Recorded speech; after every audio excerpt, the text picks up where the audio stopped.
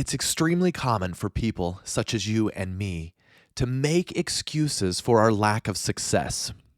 We may say that we don't have enough money for all of the resources that we need to be successful, or maybe it's that we don't have enough time to spend to be successful, or maybe it's that we didn't have a mentor in our lives that could guide us.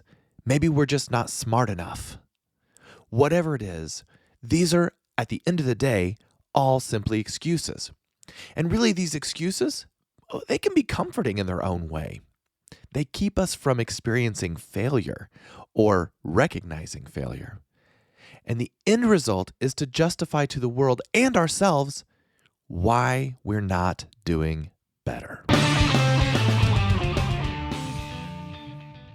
Welcome back to the Do More podcast. My name is Ben from benribble.com Coaching, where we focus on 3 foundational pillars in our coaching model, and that's leadership, productivity, and organization. And friends, I'm excited to invite you to test out our coaching program that we call the Laser Focused Life. And you can do that by jumping over to laserfocused.life in order to sign up for a free 30-minute discovery coaching session with me as your coach. And in this coaching session, we're going to really just kind of get to know one another. I'm going to ask you some questions, but mainly I'm going to hear what you are desiring, what kind of goals you have, what kind of dreams you have. And really, at the end of this, our goal here is, one, for you to walk away with some way that even that 30-minute discovery session has improved your life and your success. And number 2, it's to help us evaluate our fit on whether or not an ongoing coaching program between you and I would be a good idea. So again, you can jump over to laserfocused.life. That's laserfocused.life. In order to sign up for that free 30-minute coaching session. And then on top of that, ladies and gentlemen, I also want to invite you to jump over to podinbox.com/do-more so that you can leave your voice note for me. You can respond to questions that are asked during the podcast. You can ask me questions during the podcast, or really say anything, even if it's just a quick shout out to tell me where you are listening from. I would greatly appreciate that. Again, that you can find at podinbox.com/do-more. All right, let's jump back into today's podcast content, where we are talking about excuses. A lot of us have excuses for our success, and friends, that is debilitating, and that is not something that we can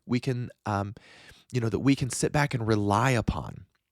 So many of us have a series of excuses that really we can just pull out of the hat at a moment's notice. At any time, we can just say, hey, here's this excuse that I can plug into this situation.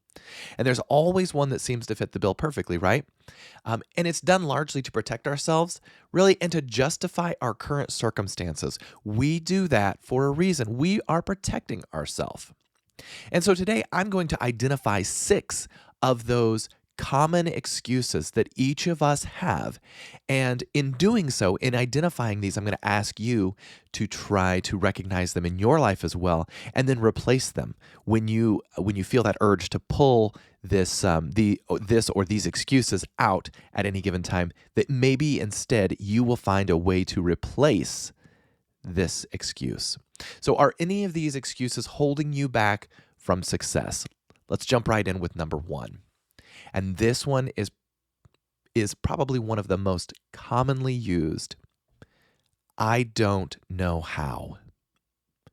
The excuse, I don't know how. It's a common excuse, and it gives you permission to not even try, right? You can use this excuse. I don't even know how to do this. How would I even start? Where would I begin? And you can be done with it. But friends, I'm going to ask you, don't do that. This is an excuse, and it doesn't hold water. At no time in the history of mankind has there been so much information available to you at your fingertips, right?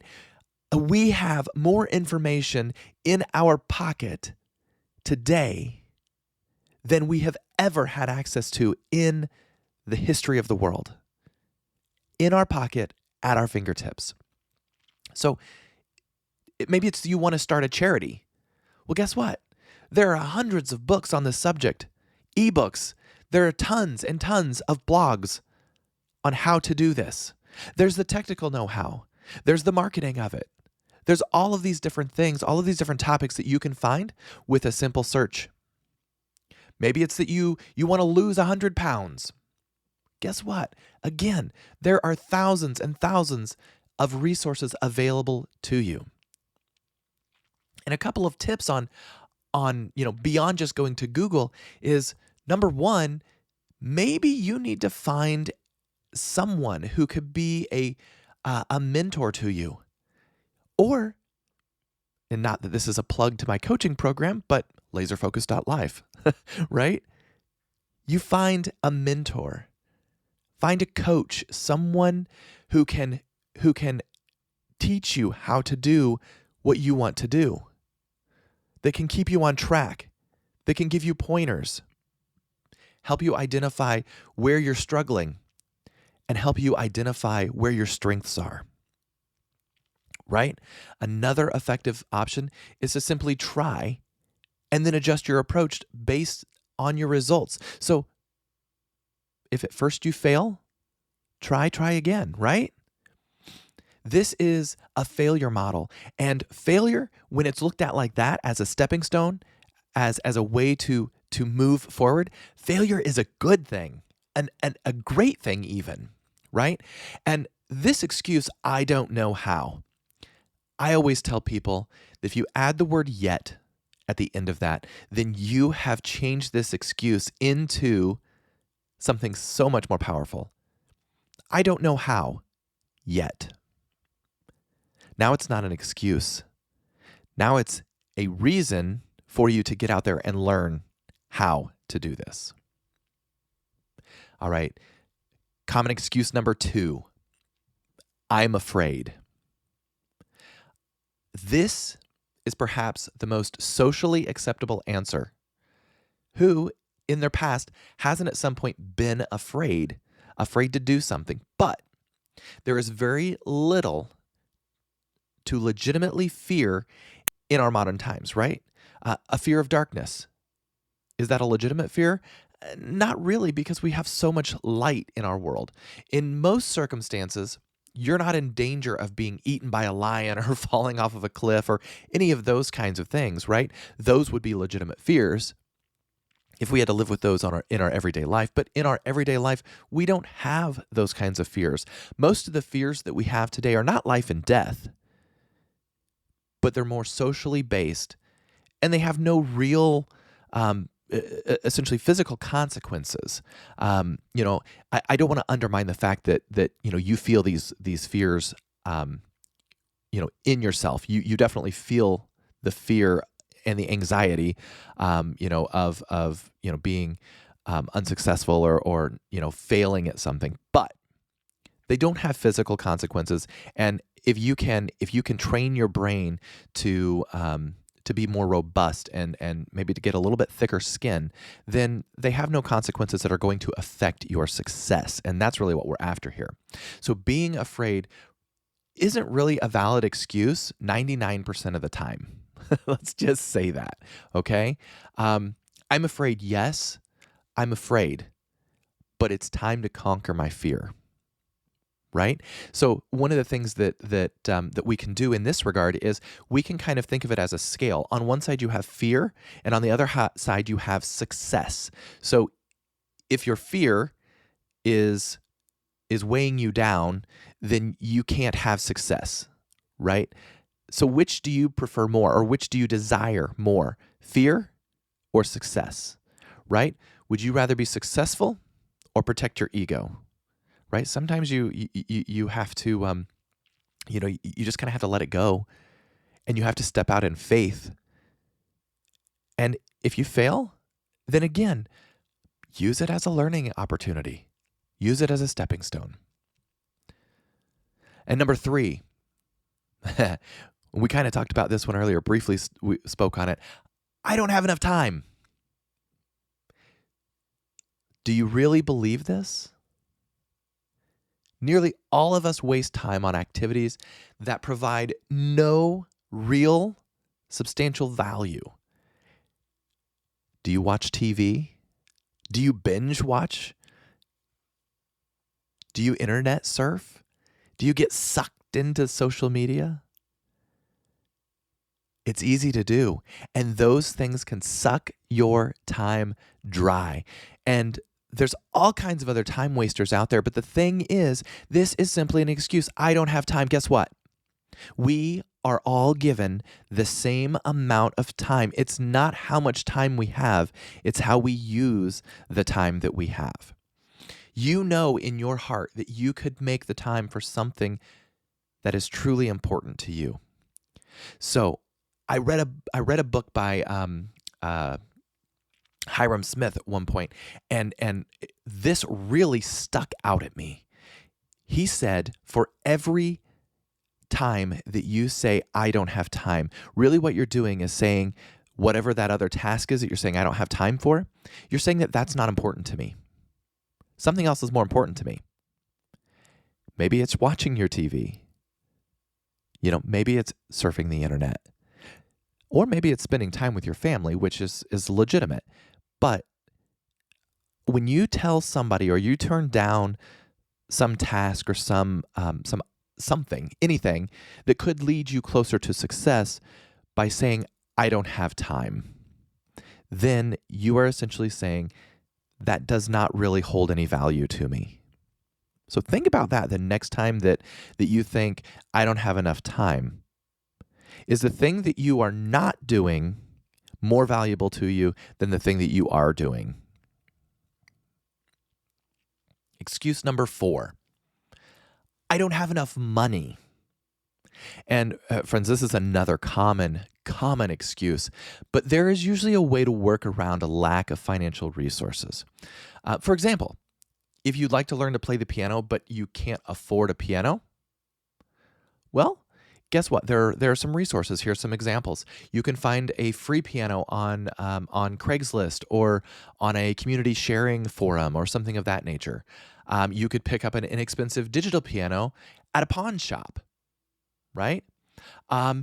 There are a lot of times there are local churches or schools or something like that that would allow you to use their piano to practice.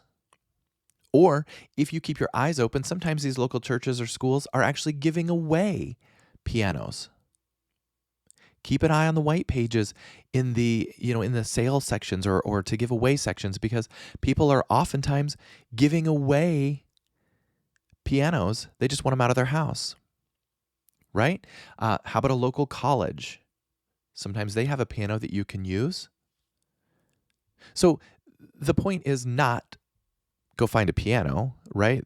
But the point is, if you have a desire to do something, don't use the fact that you don't have enough money as an excuse, because there are alternatives. You might have to be creative, but there are alternatives to help you get around that. Now, in business and success, the idea is that as you grow, you will be able to fund the things that you need in order to continue to grow. And so it's kind of a snowball effect, right? Let's think of this piano example. For instance, let's say that that you want to learn to play the piano. So you go down to the local church and play their piano for a few hours per week. Well, let's say then that the local funeral director is needing someone to play the piano for funerals. And guess what? Now this is a paid gig. So now you start making money playing the piano, and now you can buy your own piano at your home. And then you continue to practice and practice and practice, and you get better. And now you're playing weddings and funerals and special events, and you're making more money and becoming more successful. And then you're shooting videos for YouTube, or you're shooting videos for TikTok or Facebook, and growing your following and booking more events. And you see where I'm going with this. You started with no money, but you didn't let that become an excuse. You did not let that hinder your success. And friends, that is the same situation. It's the same thing for each of us. If we have a desire, we can find an alternative to make it work without the money. So never let the money be an excuse to not be successful. Number 5, it's too late for me. I'm too old. You can't teach an old dog new tricks. A person climbed Mount Everest in his 80s. Was it too late for him? People have gone back to medical school in their 60s.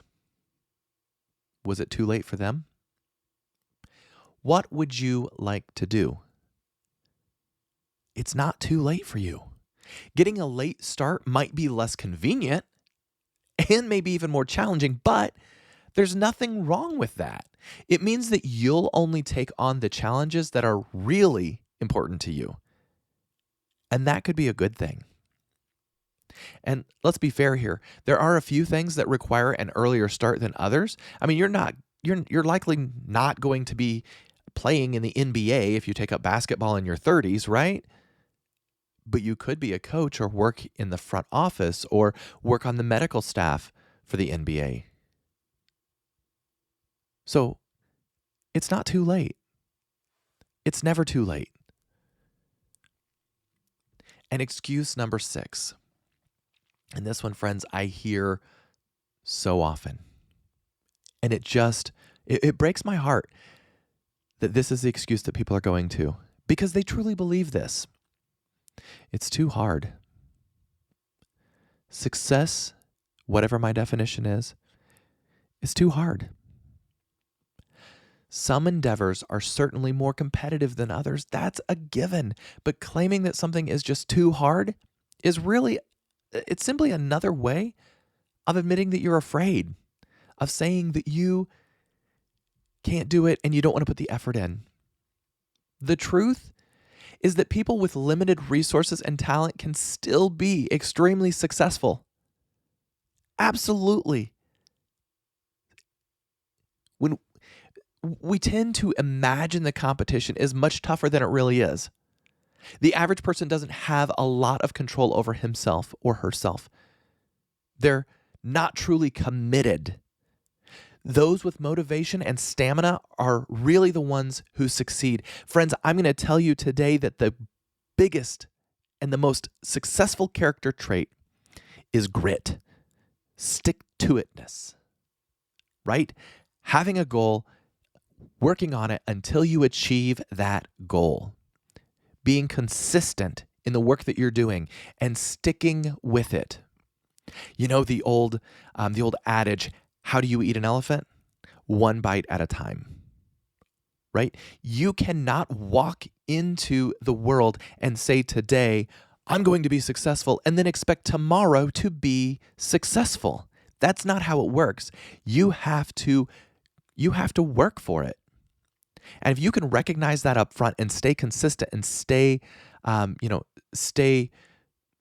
it for the long haul, then you are more likely to succeed. Those with motivation and stamina, that's the key there. Motivation and stamina are really the ones who succeed. And people who are successful on a regular basis tend to have the fewest excuses. I mean, how could it be any other way? Those with excuses are able to justify not taking action. However, no action equals no results, so there's that. So, friends, put aside your excuses and go after what you really, truly want. And I guarantee you 100% that you will be glad that you did. So, friends, do you recognize yourself in any of these 6 excuses, these 6 common excuses for limiting your success? I don't know how. I'm afraid. I don't have enough time. I don't have enough money.